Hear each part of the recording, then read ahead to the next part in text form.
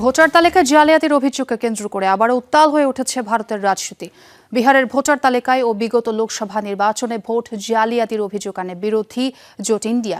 সোমবার নির্বাচন কমিশন অভিমুখে বিক্ষোভ মিছিল বের করা হয়। এ সময় আটক করা হয় রাহুল গান্ধী, প্রিয়াঙ্কা গান্ধী সহ কংগ্রেসের বেশ কয়েকজন সিনিয়র নেতাকে।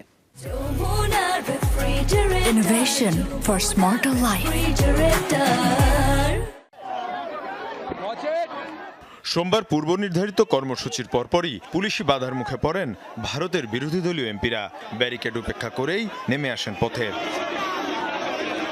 বিহারের ভোটার তালিকায় ভুল এবং লোকসভা নির্বাচনে ভোট জালিয়াতির অভিযোগে বিক্ষোভ কর্মসূচির ডাক দেয় বিরোধী শিবির ইন্ডিয়া জোট, যাতে অংশ নেন রাহুল গান্ধী, প্রিয়াঙ্কা গান্ধী, শারদ পাওয়ার সহ বিরোধী দলের বেশ কয়েকজন সিনিয়র নেতা।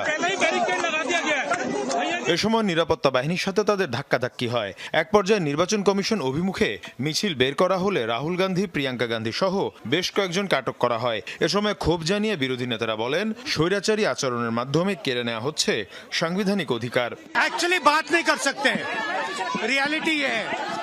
বাস্তবতা হলো আপনি কথা বলতে পারবেন না। সত্য সবার সামনে উন্মুক্ত। এই লড়াই রাজনীতির জন্য না, সংবিধান রক্ষার জন্য। একজন মানুষ তার ভোট দিতে পারবেন, সেটির নিশ্চয়তা চাই আমরা। তবে ক্ষমতাসীন বিজেপির অভিযোগ, গণতন্ত্রের নামে পরিস্থিতি অস্থিতিশীল করে তুলছে বিরোধী জোট। তাদের মুখে গণতন্ত্রের কথা মানায় না। সরকার যখন ভোটার তালিকা শুদ্ধ করার চেষ্টা চালাচ্ছে, তখন অমাবস্যার আধারের মতো সেখানে বিস্তার করার চেষ্টা চালাচ্ছে তারা।